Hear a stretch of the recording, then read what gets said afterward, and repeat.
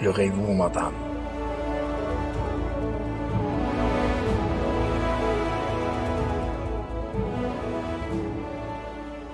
Le lendemain, le professeur avait organisé mon transfert au service d'angiologie. Mon épouse avait pris mon dossier avec la cassette vidéo de mon artérographie et alla voir le chef du service de la chirurgie vasculaire. Ce dernier lui confirma que l'amputation de mes 2 jambes était inévitable. J'étais déjà à un stade avancé de la maladie. Elle revint me voir en pleurant. J'étais en position debout, quand elle s'était accroupie devant moi, en serrant mes 2 jambes fortement, avec ses 2 bras, en pleurant et en m'annonçant ce que le médecin-chef lui avait déclaré. Je cherchais à la soulager en lui disant « Mais souviens-toi, depuis maintenant plus d'1 mois, que je n'avais pas cessé de te confirmer la même chose. Nous savons cela tous les 2, tout ce temps, et c'est suffisant pour digérer et accepter cette nouvelle situation. » J'étais le seul à sourire d'une façon incompréhensible, au milieu de tous les collègues malades, dont plusieurs avaient les larmes aux yeux.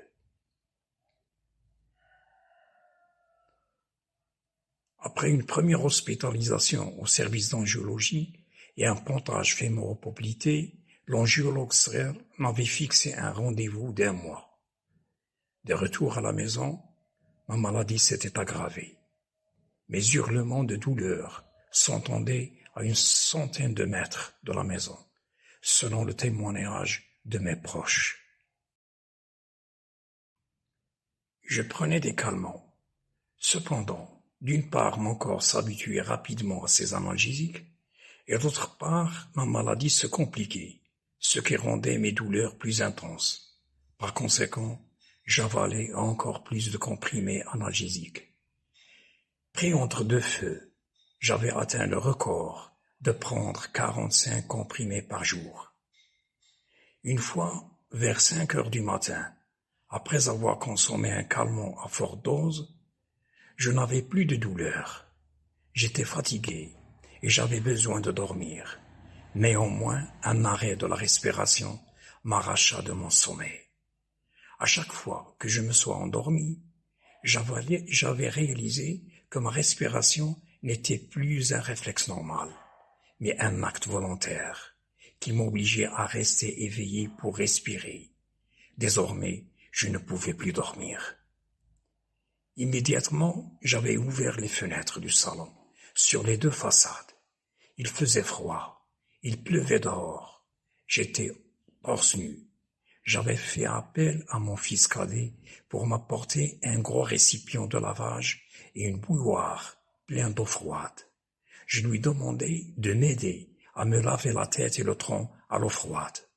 Après un quart d'heure, j'avais ressenti une légère amélioration. J'étais passé à l'état de réveil, après une nuit passée de mauvais sommeil. Petit à petit, le processus de ma respiration reprenait normalement.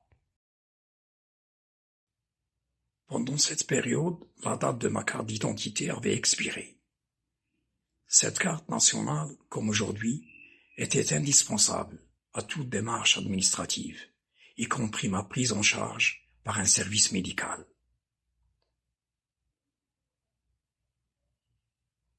Aïcha s'était occupée à me la renouveler. La procédure principale de ce renouvellement se faisait au commissariat de police. À cause de ma maladie, ma conjointe était pendant ce temps au bord des larmes.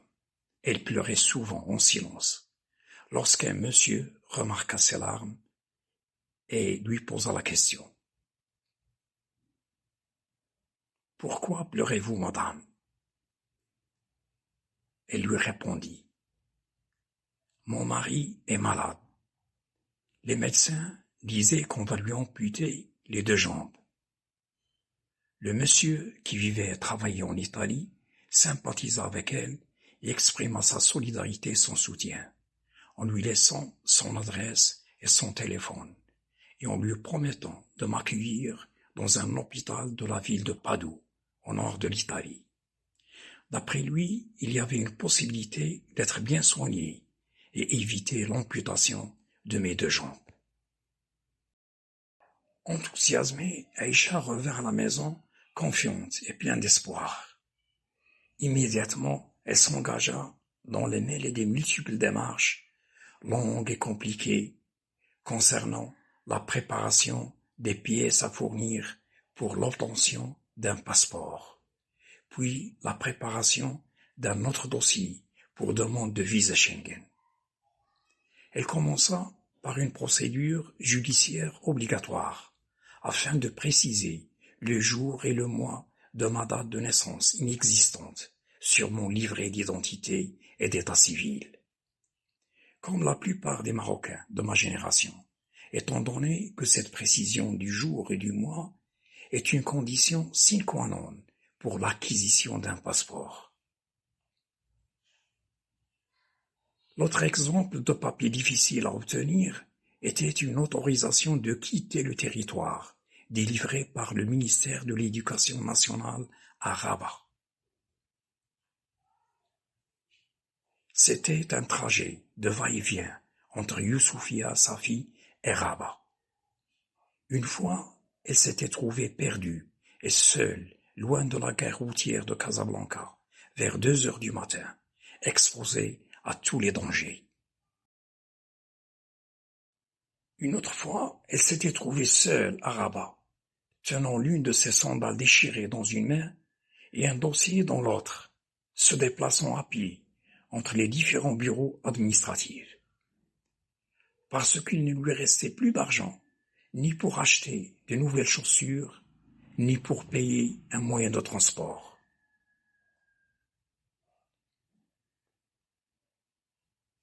Sans m'attarder sur les tristes et pénibles détails de cette longue histoire d'engrenage administratif,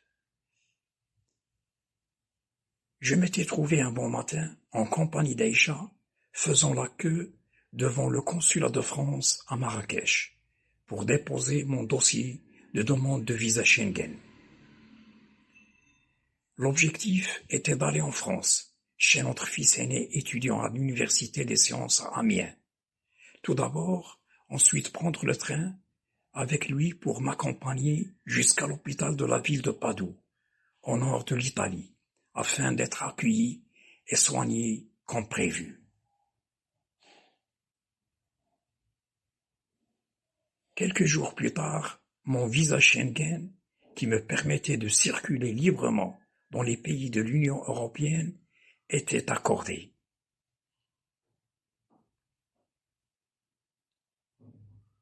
Aïcha s'occupa à préparer mon voyage et m'accompagna jusqu'à l'aéroport Menara de Marrakech en empruntant les transports publics.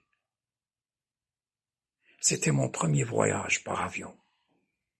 Une fois arrivé à l'aéroport d'Orly, il me fallait attendre l'arrivée de mon fils afin de m'accompagner chez lui à Amiens. Entre-temps, j'étais paniqué par son retard. Un jeune Algérien qui travaillait dans cet aéroport et qui avait remarqué mon dérangement m'avait déclaré: « Ne vous inquiétez pas, monsieur, si personne ne viendra vous accueillir, soyez le bienvenu chez moi pour passer la nuit. » Je le remerciai de sa compréhension et son soutien.